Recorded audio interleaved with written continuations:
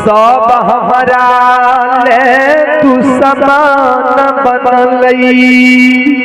बनलई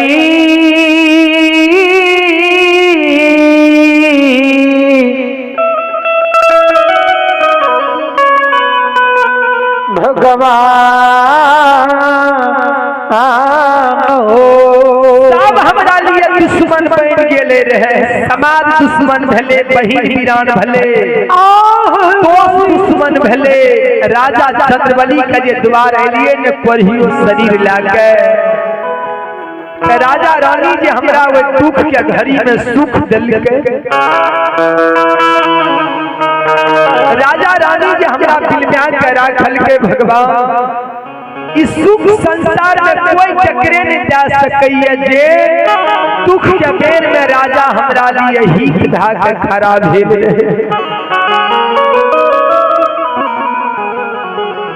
ओए राजा के यहाँ खेह उड़िया दिलिए, ओए राजा के मांगल भीख में मिले छे, ओए राजा के पांचों बेटा के मार दिलिए।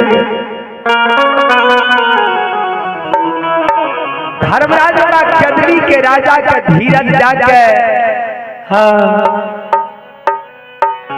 अक्षमितपुर ने आए रहले, ये चलन हो कदली के राजा बनवासी तपस्या इतिहास धर्म के लीला के लिए राजा रानी के साथ धर्म के देखे रहिए जे राजा तोहर अपमान क्या दे छे या राजा तोहर मान राखे छे। आई कारण राजा के धर्म कर्म के जांचे गेल रहिए, लेकिन राजा सत्यवादी सत्य पर अटल रह गेले। जे खातिर राजा का हम दुर्भाग्य दिलिए, राजा का परीक्षा दिलिए।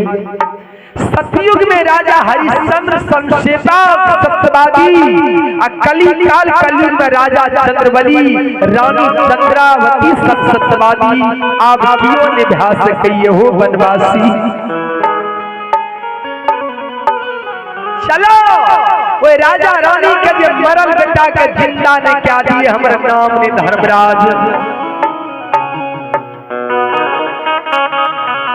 धर्मराज बाबा कदली के राजा तपस्वी के नेने आब रहली है। अन्य रानी चंद्रावती काने छे स्वामी ये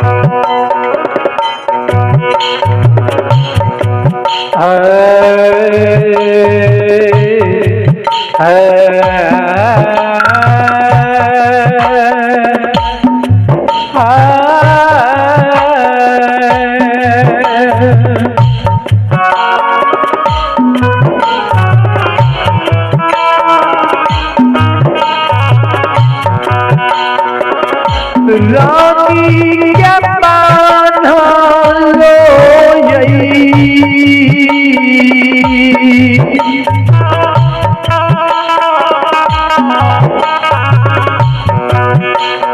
हीरा जनई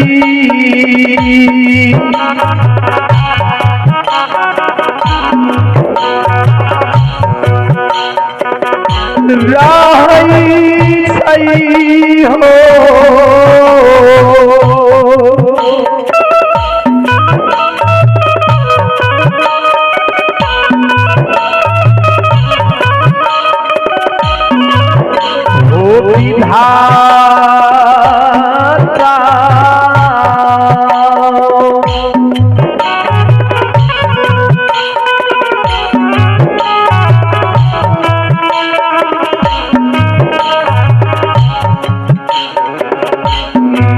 रहैया छाती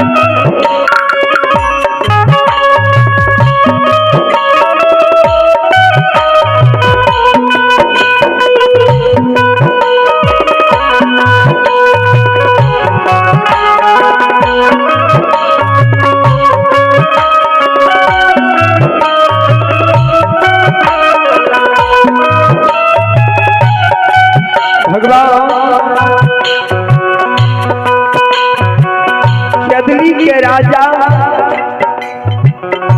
रानी चंद्रावती काने छे स्वामी आब बांधलो धीरज दे रही है स्वामी ये बेटा के 9 महीना 10 दिन गर्भ में रख लिए ये बेटा के 32 सुबह के दूध पी ले लिए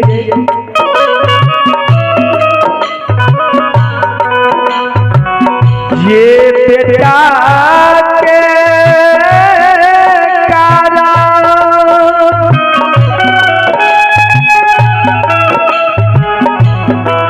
दशहाथ के सारी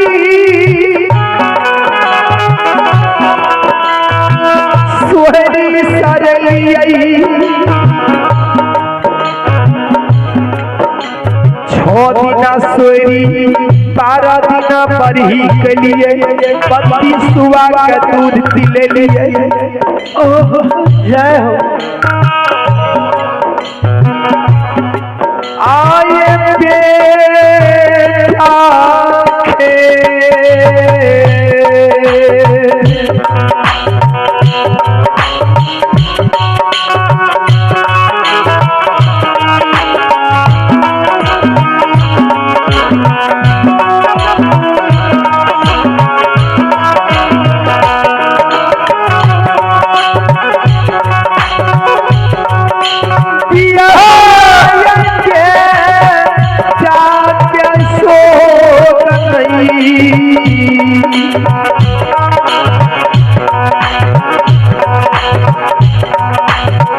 हमारा हुई छैया हुआ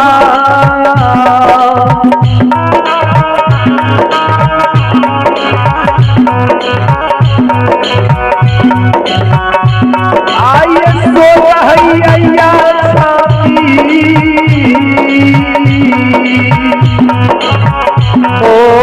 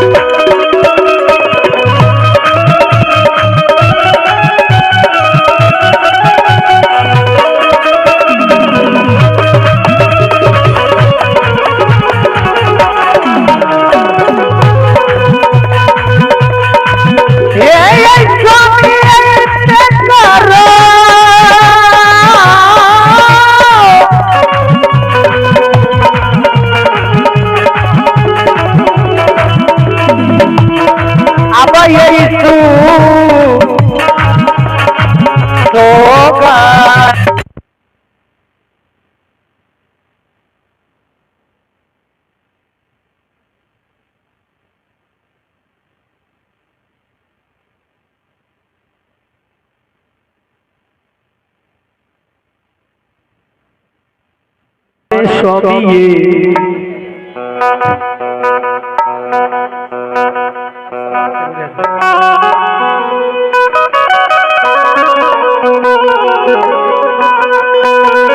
बाबू संसार के कोई माय बहिन एहन नहीं छे जेकरा बेटा का शोक नहीं छे। संसार के सबसे बड़ा दुख है जे माय के पोसल पालल बेटा इस संसार से चल जाए छे।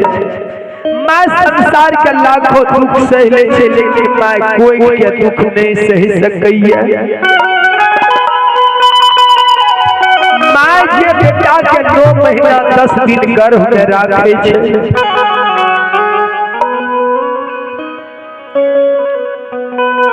माय के लिए लो बेटा बेटे होई छई। जय हो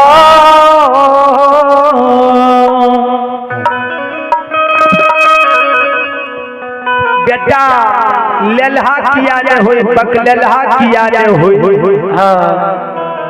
कन्हा किया ने होई। यदि अपन कोई के जन्म लेल हो बेटा होय छै ने तो वही लेलहे बेटा से माय के ही कोई जुड़ाय छै। समाज के दोसर के कितनो सुंदर बेटा छै ने तो दोसर के बेटा से माय बाप के ही कोई नहीं जुड़ाय छै।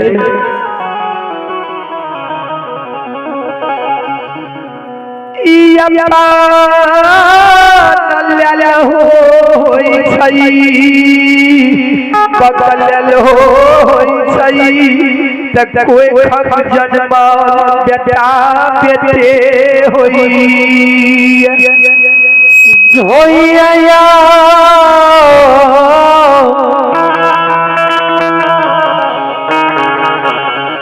बेटे समाज गलो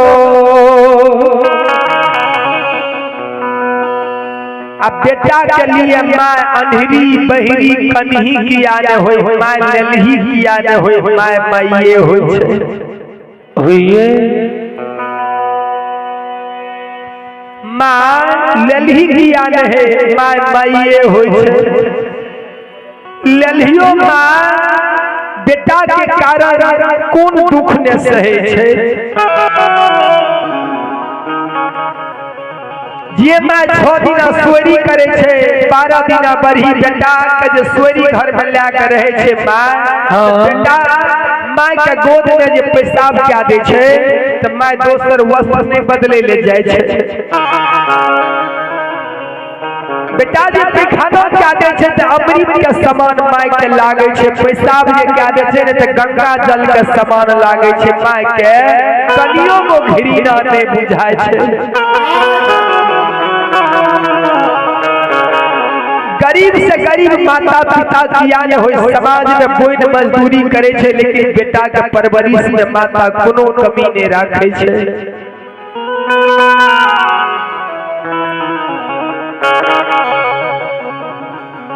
क्या कभी कहलखिन ये माय लेलहियो है छे त प्या माये होय छे।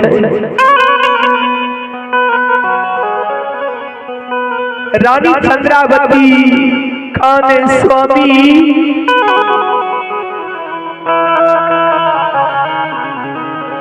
या किया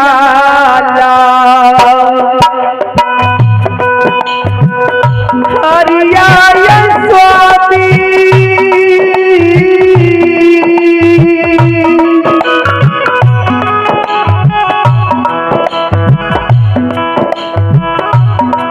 पानी से बुझाइए जाए सही।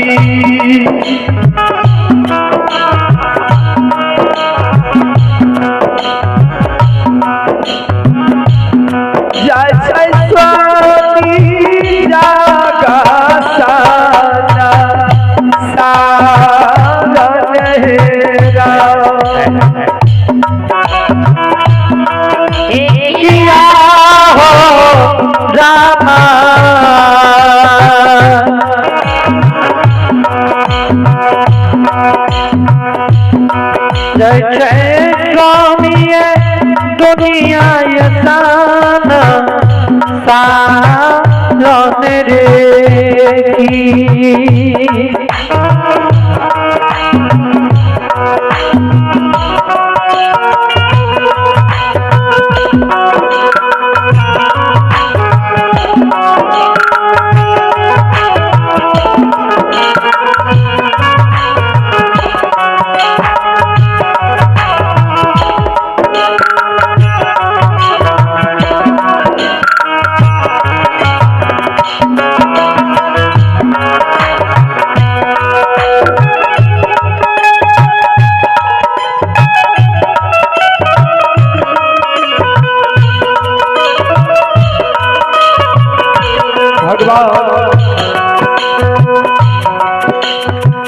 स्वामी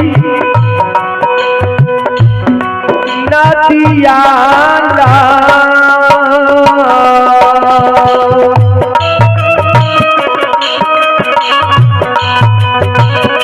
हरिया स्वामी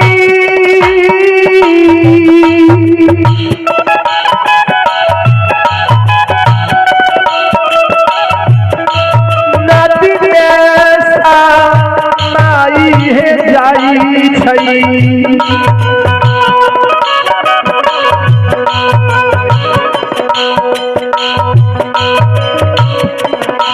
कोकिया लहरिया कैसे के यबैरा किया हो रामा कोकिया ये ला हरिया कैसे के जा यबरे की